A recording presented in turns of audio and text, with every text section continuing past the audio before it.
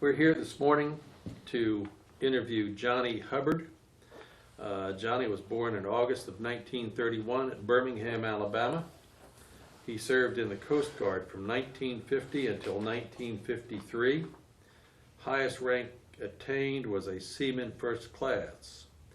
This interview has been being conducted at Burleson, Texas. Today is Friday, May the 21st, 2010. My name is Dale Dexheimer. I'm with the Burleson Heritage Foundation. I have no relationship with Mr. Hubbard. We're doing this interview for the Veterans History Project for the Library of Congress. Along with me in the room here we have Gary Burton and Milton Gibson, who take care of the camera work, and Mrs. Hubbard, Sally Hubbard, is here as an observer. And with that introduction, Johnnie, we'll let you tell us your story of the Coast Guard and what got you there and how you enjoyed it. I enjoyed it. Good. Well, in July of 1950, the Korean War had been going on for a short while, and I had a cousin once that was in the Coast Guard, and he really liked it. Went all over the world, and I thought, man, all I have to do is join, throw my sea bag on the ship and go, you know. But it didn't work out quite like that. So in July, I joined the Coast Guard, was sent to Cape May, New Jersey, to the boot camp, and spent about 12 weeks, as I remember, in boot camp. And after I completed my boot camp, it so happened that this Coast Guard cutter Sassafras tied up in Cape May, and they needed a couple of men, and I volunteered to go aboard the ship. And at that time I was, what do they call it at that time? After you make seaman, when you're a seaman recruit, you're in boot camp, and the next one, I think it's seaman apprentice, and then you make seaman first. But then I went aboard the Sassafras, and that ship was engaged in aids to navigation, buoy tending, and air-sea rescue. And during the winter, we broke ice in the Hudson River.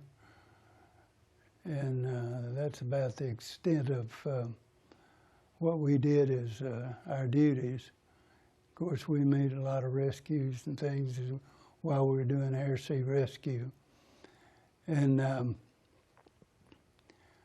I went from there to the school in Groton, Connecticut. As I remember, it was to become a damage control. And I didn't like that, so I flunked out. Stayed in Groton, Connecticut for a while till they sent me back to Staten Island, New York to await assignment. While I was there, I had an opportunity to go back on the Sassafras in Cape May, New Jersey. So I went back, and there I stayed until, I don't remember what year it was, but we got this icebreaker back from Russia that was on Lend-Lease during World War II, and they were recommissioning it and refurbishing the ship at Curtis Bay, Maryland, which is right outside of Baltimore. So I go down there and go aboard that ship, And that was a mistake, far as I'm concerned. It was hadn't had a bit of paint chipped off of it, just big gray hulk sitting there on the dry dock. So I spent several months getting the ship straightened up, ship shape, and we go from there up to New York, where my enlistment was running out. And they were getting ready to go on international ice patrol. So they asked me if I wanted to ship over and they'd take me with them. I said, no, I believe I'll get off here. So they sent me back to Ellis Island to wait my discharge. And that is my story for the U.S. Coast Guard. Mm-hmm. That's an interesting story. Couple questions and comments here. You went to boot camp in Cape May, New Jersey, 12 weeks. Right. What was the boot camp like? When they get you up, they march you around a lot? Oh, yeah. You go out in the ocean? No. They'd march you around all day. You'd spend a lot of time in the classroom. They was big on classroom work. What classes did you take, Johnny? Oh, seamanship and Learn to tie knots and you know, just general stuff like that. You had that. Do you call a rope today, or is it a No, line? it's a line. Okay. Hadn't been a rope since 1950. You betcha. You went aboard this, I guess it was a Coast Guard cutter, Sassafras? Right. Yeah. They call all their ships cutters. Okay. How big was Sassafras? It was 185 feet long. 185 feet. How many guys do you have on board? Well, at that time we had more than was really needed. I think there was about 60 of us. Mm-hmm. Officer and yeah, we was fitted with 3-inch gun and depth charges and that sort of thing because of the Korean War. We didn't need them, but we had them. You were on a ship 180 feet long, and you went out in the North Atlantic on that ship, I guess? Well, mainly we stayed along the East Coast because our job was aids to navigation. We did air sea rescue. We did go out when we'd have to go out and rescue somebody. Ship that big, what could you tell us about the ride on a ship that big? Well, in rough weather, you could walk down the passageway. You step in the passageway, up on the bulkhead, back on the passageway, up on the other bulkhead. And we had a round bottom. And it rolled more than it pitched. So you were in for a good ride in rough weather. It was easier to walk on a bulkhead than a deck some days? Yeah. It's just whichever way the wave had the ship going. Air sea rescue. You were involved in some air sea rescues? Yeah. Fish somebody out of the ocean, I guess, or out of...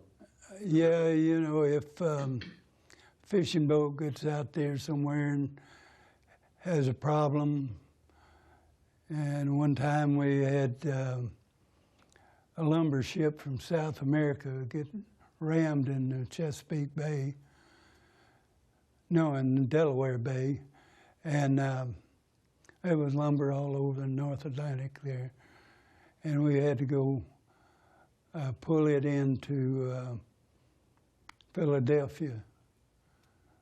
And another time, light ship there in Delaware Bay. The captain went crazy and jumped overboard. We had to go out there and at first he scuttled the ship, and then we had to go out there and cut that off and pull it into Philadelphia, get it fixed up, and things like that, you know. So you operated Chesapeake Bay, Delaware Bay, and then you went up to New York, the Hudson, and Yeah. Long Island Sound, I suppose? Yeah. Okay.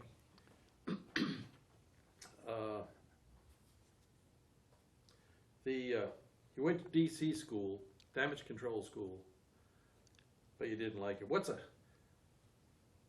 a job of a DC person? What? Well, their job is repairs on the ship, you know, any kind of carpenter work, some electrical work. That's what threw me. I didn't like the electrical part. And things like that, you know, just more or less ship's handyman. He just did a little bit of everything. When you had the event with this lumber ship that got rammed, would a DC control person, would he have a lot to do with fixing that ship? No, we had to pull it into a dock in Philadelphia so they could repair it. It had about a 20-foot hole in the side of the ship. Another ship hit it, I guess? Yeah, they had a collision there. Okay. Going on to your icebreaker, that big gray Hulk that Yeah. you inherited, how big a ship was that? That was 265 feet long. 265, so it was almost double the size of Yeah, that cutter yeah, you were on. Yeah, And beam-wise, it was probably, it was about 80 feet wide. wow, okay. How many crew would be on that ship? Oh, we had well over 100. I don't remember the exact. And other than chip and paint, what were your duties on that icebreaker? Well, I only went from Curtis Bay, Maryland, up to New York, actually sailing on the ship. You know, when you're a seaman, you're a helmsman. You know, you steer the ship and stand lookout watches. Was the wake nice and straight when you looked behind? Well, of course.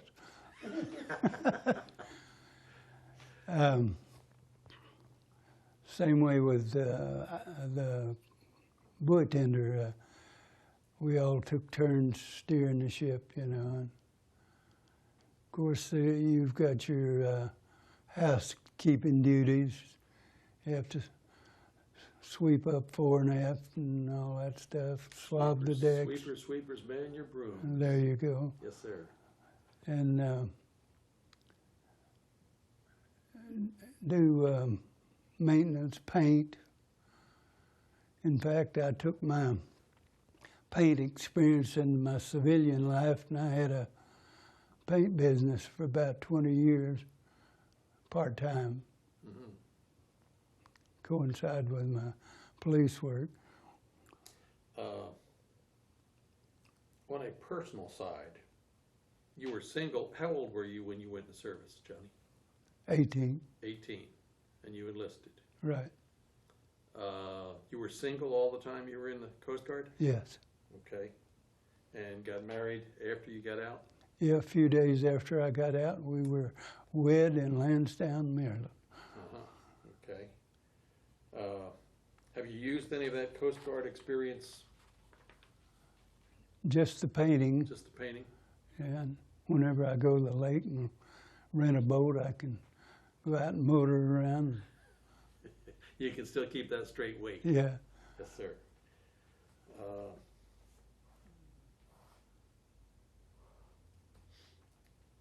Overall, you enjoyed it? Oh, yes. It was a good thing for an 18-year-old to... Exactly.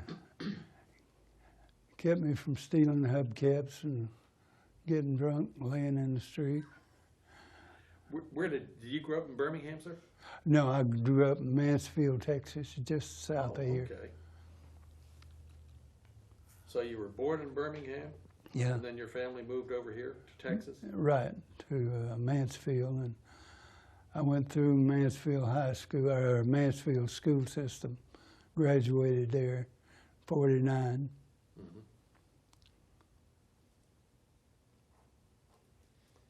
Would you recommend, well, of course, I'm sure the service has changed, but would you recommend it to a young man today? Oh, yeah, yeah. You can learn a lot in the Coast Guard.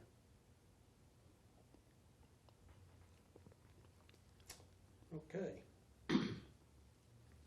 Anything else that you might, Oh, while I was at, I believe it was Staten Island, they sent me for a couple of weeks to Fire Island, New York, to paint up this lighthouse that they had there. That was a thrill. I got to use my paint experience there. And we stayed in this, we called them dune hoppers barracks. You know, it was a lifeboat. I don't remember how they called it. Lifeboat station for back when they had lifeboats stationed along the on the coast. beach? Yeah, and we worked on the lighthouse there. When you were on Sassafras, let me back up here a minute, Johnny. When you were on Sassafras, she was home ported in Cape May? Cape May, New Jersey. Did you live on the ship, or did you have barracks on the beach? Oh yeah, we lived on the ship. You lived on the ship. Yeah. Sleep in a hammock? Oh no, No? we had bunks. There was 3 high. Okay. Capability of 4 high if you had got more people. And luckily I had a bottom bunk that I wouldn't give up for anything. Why was the bottom preferable? Well, you didn't have to climb up somebody's bunk to get to yours. Okay. And Did it ride any better down there? yeah, it did, really did. I could turn over, brace my knee against the rack and ride it out. I could sleep like a baby. It's like a cradle. Was the chow pretty good? Oh, excellent. We had some excellent cooks.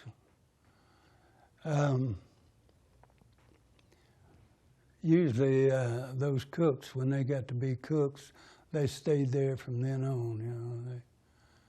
And they took pains with what they did.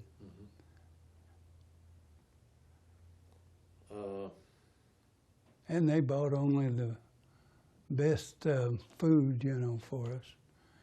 And we had a freezer on the ship and refrigerator and everything to keep it. Fresh milk. When we were in port, we always got fresh milk delivered. And if we were going to be gone for a while, we'd take these 5-gallon cans of milk with us. Wasn't powdered, it was always Oh no, fresh always fresh milk. Okay. Yes, one other question that I just thought about here was the Coast Guard integrated? Oh yes. It was? Mhm. You had some crew members other than White, White they're folks. white, black, Mexicans. okay. I wasn't sure in 1950 if that was Well, it is just coming in. And on ships, you're going to be integrated. And we didn't have that many black people. I think we had Ingeman and a couple of, what do they call the guys that served the officers? stewards. Stewards, yeah. Was you mentioned Engineman? This cutter was diesel powered? Yes, Okay. diesel electric. So was the icebreaker. Okay. Okay, sir. Unless we can think of anything else right offhand, we certainly appreciate you coming by and doing the interview. Well, it's Appreciate my your time pleasure. and service. I'm retired now, so I'm a little freer than. I spent 30 years with Fort Worth Police Department. Oh, okay. When I retired from that, I had an opportunity to go with the Marshal Service, U.S. Marshal Service. Spent 20 years there in courthouse in Fort Worth. So you're retired from Fort Worth PD and the U.S. Marshal Service. No, I'm not retired from the Marshal Service. I wasn't. Didn't do enough time, or? Well, I wasn't civil service. I was, I guess you'd call me part-time, but I put in 40, 50 hours a week, you know. I was a special deputy marshal during that time, and when I worked in the marshal's office itself, we did everything the marshals did. We sat in court and produced prisoners for court, transported prisoners from one place to another, and that was rather enjoyable too. I got to see it. Got to take a trip from transport some prisoners down to St. Croix, Virgin Islands one time. You take them on a ship, or did you fly? Fly. Oh, okay. Okay. When you fly with the Marshal Service, you start one place, you take some prisoners to one location, change them out, get some more, and take them somewhere else. We flew from here to Georgia and swapped off 2 prisoners, picked up 2 prisoners, took them to Miami, swapped them off for 2 more, flew to St. Croix, swapped them to the marshals there. And when we came back, we did about the same thing. We carried 2 prisoners, swapped them till we got back to DFW. You've had a pretty interesting life, sir. Yeah, I have. Good. Good for you. Okay. I think we're about finished. Good. Thank you, Johnny. You bet. Good to meet you, and enjoyed your story, sir. Well, I enjoyed telling it. Good. A lot of it I had to dig for it, but A few years. Yeah. A few years have passed.